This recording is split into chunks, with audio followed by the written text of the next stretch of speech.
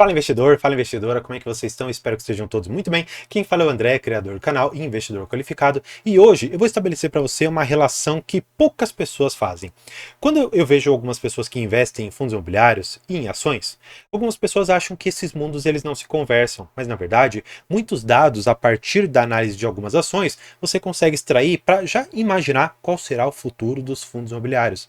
Se você quer entender exatamente o que eu estou querendo dizer, eu vou fazer um comparativo entre as ações do Iguatemi com os fundos imobiliários de shopping que nós temos na nossa bolsa de valores, para que a gente consiga enxergar o que a empresa ela imagina para o futuro em relação ao próprio shopping, em relação à quantidade de pessoas, a receita gerada e até mesmo na distribuição de dividendos ou, no caso dos fundos imobiliários, dos rendimentos que você, como cotista, poderá receber. Então, se você quer compreender um pouco melhor como tudo isso funciona, entender um pouco do qual é a análise que nós temos do shopping para 2024 e, de uma certa maneira, trazer aqui 3 fundos imobiliários que podem ser extremamente interessantes para a sua análise, fique comigo para logo após o vídeo. Então, vamos para o vídeo.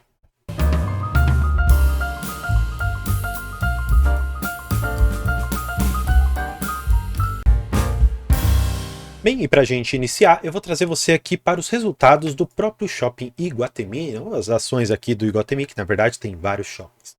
Claro, nós vamos olhar aqui rapidamente alguns destaques, mas depois eu queria ir para os itens 3 e 4, que basicamente estaremos aqui falando do guidance de 2023, para ver o que eles efetivamente conseguiram fazer e aquilo que eles projetam para 2024, já enxergando talvez uma melhora na condição geral do shopping e até mesmo do Brasil. Afinal de contas, quase todos os estados e boa parte das principais cidades têm grandes shoppings ou mais de um shopping nela, então já é interessante a gente dar uma pequena olhada nisso aqui.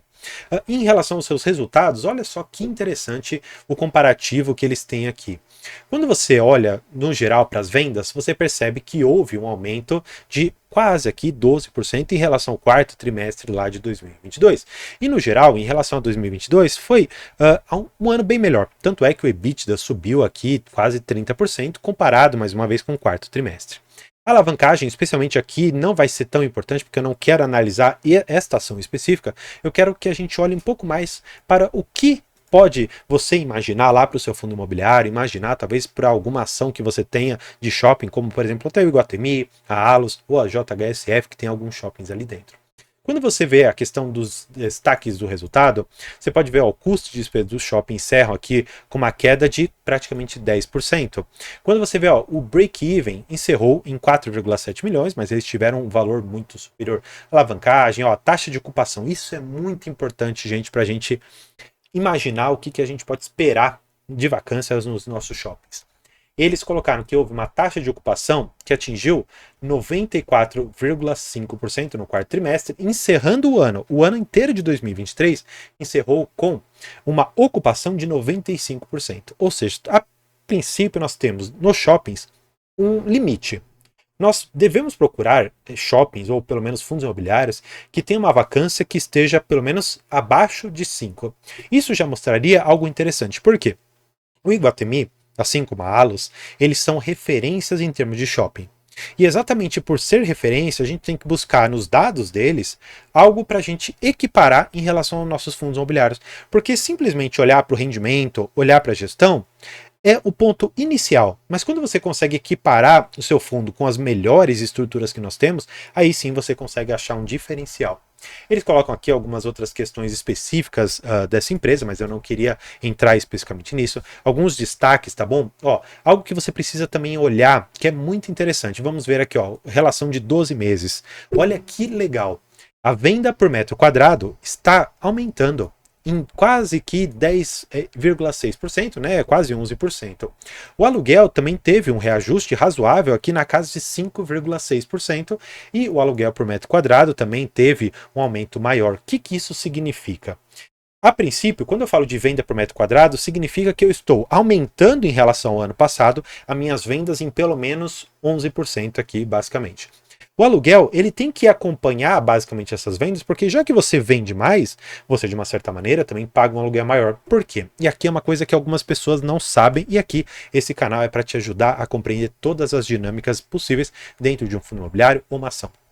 Imagina só que você tem um shopping e você tem várias pessoas lá locando um espaço, uma Americanas lá, um McDonald's ali, um Burger King ou alguma outra loja ali que você conheça. O que acontece? Em meses mais ruins, por exemplo, ali você pega abril, que não tem tanta coisa assim, aí o shopping ele efetivamente tem uma movimentação menor, mas aquele inquilino que está lá, ele vai pagar um valor piso, ou seja, um valor mínimo contratado. Vamos supor que você colocou que o valor para você ter lá o seu McDonald's é de 40 mil reais por mês. Maravilha. O McDonald's vai pagar esses 40 mil reais por mês porque é o piso que ele tem que pagar. Não importa se ele lucrou mais, se ele rendeu menos, enfim, isso não importa. Agora, quando você tem uma sazonalidade favorável, chega ali, por exemplo, novembro, dezembro, que são meses em que a procura pelo shopping acaba sendo acentuada exatamente por conta de épocas ali festivas. E o que acontece? O McDonald's ou Burger King, ou enfim, qualquer outra loja que esteja lá dentro, tem um faturamento, vamos supor, de R$ 1 milhão. O que acontece? O shopping não vai receber apenas aqueles 40 mil de aluguel. Ele vai ter uma cláusula que é basicamente assim: eu quero participar dos seus ganhos. Só que você vai me pagar 40 mil de aluguel. Se você ganhar acima de 40 mil, em relação a essa proporção que eu colocar, eu vou participar desse lucro. Se você tiver um valor abaixo, eu vou simplesmente receber esses 40 mil. Só que algumas empresas ou alguns fundos imobiliários, eles fazem o seguinte: você tem um aluguel de 40 mil. Só que eu vou estabelecer um percentual em cima do seu faturamento. Se a relação desse percentual for maior do que o seu aluguel, eu vou cobrar esse valor. Se essa relação for menor, eu vou cobrar, portanto, ali o valor menor. Voltando ao exemplo. Lembra que eu falei dos 40 mil? Vamos supor, então, que o McDonald's lucrou 1 milhão. E eu coloquei uma cláusula de que eu deveria participar com 10%. Se esses 10% fossem abaixo de 40 mil, você me pagaria 40 mil. Mas se for acima de 40 mil, você vai me pagar o valor. Então, se eu pego 10% de 1 milhão, eu receberia ali 100 mil reais nesse mês em específico. E exatamente por isso que você, olhando para uma maior venda por metro quadrado e um aluguel maior, você acaba ganhando nas duas pontas. Porque se você vende mais e aquela cláusula te ajuda a subir seu rendimento, ou o aluguel mínimo já é o suficiente numa loja que não está indo tão bem, você, no geral, consegue render muito bem no seu fundo imobiliário e até mesmo aqui na sua ação. Vamos então direto aqui pro guidance que eles colocaram pra gente, ó, o resultado do varejo, do Iguatemi aqui, resultado dos shoppings. Vamos dar uma olhada aqui embaixo no próprio guidance que ele traz pra gente, porque aí eu vou conseguir enxergar o que eles fizeram. Ó, olha só, para 2023, você vai ver, ó, crescimento da receita dos shoppings. Eles esperaram algo entre 13 e 18. O que eles fizeram? 16, maravilha. Crescimento da receita, na verdade, aqui não foi tão interessante, ficou abaixo do guidance. Quando você vê o investimento, ficou acima, ou seja, isso é bom. A margem EBITDA é muito interessante. Quando você vê uma margem EBITDA de 75%, você já consegue imaginar lá o seu shopping, seu fundo imobiliário. Significa que ele é dono de tudo aquilo e que em relação a tudo que ele lucra, 75% basicamente é a margem EBITDA. Claro, ainda tem os impostos, tem algumas outras coisas, mas quando você já tem uma margem EBITDA alta, isso é muito interessante, tá bom? Vamos ver agora o que eles projetam para 2024. Vamos lá. Um crescimento na receita do shopping entre 4% e 8%, interessante. As margens EBITDAs vão continuar basicamente as mesmas e os investimentos, isso é especificamente aqui. Mas o crescimento de receita entre 4% e 8%, para mim, é bastante razoável de se esperar. Agora, você deve se perguntar, André, você me falou que você tinha 3 fundos imobiliários de shopping que poderia fazer parte ali do meu estudo, para eu enxergar ali quais aqueles principais, aqueles maiores. E eu vou te ajudar de uma forma ainda maior. Você vai aqui no Status Invest, que é uma das plataformas que eu gosto. Você vai em fundos imobiliários, você vai em busca avançada e você vai chegar nesta página. Em segmentos, você vai procurar por shoppings e depois aqui embaixo você vai filtrar por liquidez média diária para dizer basicamente qual que é aquele fundo que tem uma maior negociação, ou se você quiser pode filtrar por patrimônio. Mas normalmente você tem aqui uma liquidez e um patrimônio razoável e acaba batendo. Os principais que eu elegi aqui para vocês foram XPML, o VISC e o HGBS. De todos esses, eu, André, tenho o VISC, mas a gente depois pode discutir se essa foi a melhor ou não alocação de capital. Quando eu olho para alguns ativos dentro do XPML, você pode ver aqui que ele tem em São Roque, que ele tem aqui em São Paulo, esse shopping Cidade Jardim, tem o Internacional Shopping Guarulhos, tem Cidade São Paulo, enfim, tem inúmeros shoppings aqui, ele é bem diversificado. Então, imagina só que para cada shopping você tem uma quantidade tão grande de inquilinos que é tão pulverizada a carteira de crédito, vamos dizer assim, a carteira de inquilinos que os shoppings têm, que acaba se tornando um setor extremamente defensivo. Olhando, por exemplo, para HGBS, um outro fundo imobiliário também, você pode perceber aqui, ó, Shopping Penha, West Plaza, Tivoli, que é um ótimo shopping, o São Bernardo Plaza, o Boulevard, você tem Suzano Shopping, enfim, você tem vários aqui embaixo, você tem o Via Parque que fica no Rio de Janeiro, enfim, olha só que interessante a diversificação que você tem. E você tem também o VISC, olha o tamanho do VISC, gente. Tudo isso aqui, ó, é shopping. Basicamente, essa daqui é a segmentação de receita do shopping. Aqui nós temos esse Prudence Shopping, que representa 12%, mas o resto é praticamente bem pulverizado aqui. O que significa NOI? NOI basicamente é uma métrica que diz basicamente a receita do shopping, tá bom? A relação percentual de receita do shopping para a composição do portfólio. Isso é muito importante você saber. Ter o NOI por estado, o NOI por administradora, enfim, depois você pode dar uma olhada em cada um desses fundos. Mas, especificamente do VISC, eu posso te dizer uma coisa.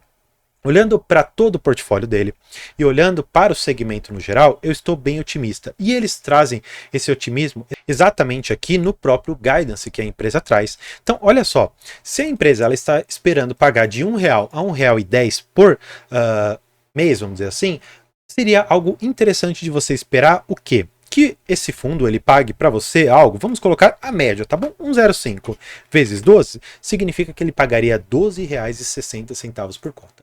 Quando você entra, por exemplo, na cotação aqui do VISC, você percebe que ele está cotado a R$121 e ele está bem próximo ao seu valor patrimonial, na verdade, com um certo desconto aqui.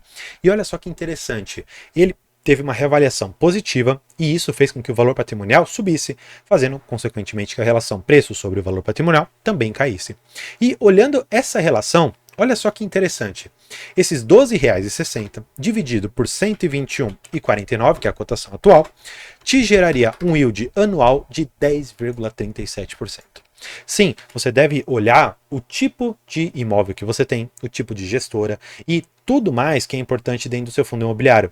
Só que muitos gestores já têm dito que 2024 e muito provavelmente 2025 serão os anos das lajes corporativas e dos shoppings. Então, são segmentos que eu estou bastante de olho, estudando bastante e, claro, trazendo esse conteúdo para você já ficar esperto, querendo investir talvez em algum fundo imobiliário. Deixa aqui embaixo, vou gostar de saber se você investe ou quer investir em algum e tendo alguma dúvida, aqui no segundo link da descrição você tem o nosso grupo do WhatsApp. E eu te espero lá. Por hoje é isso. Muito obrigado. Tchau.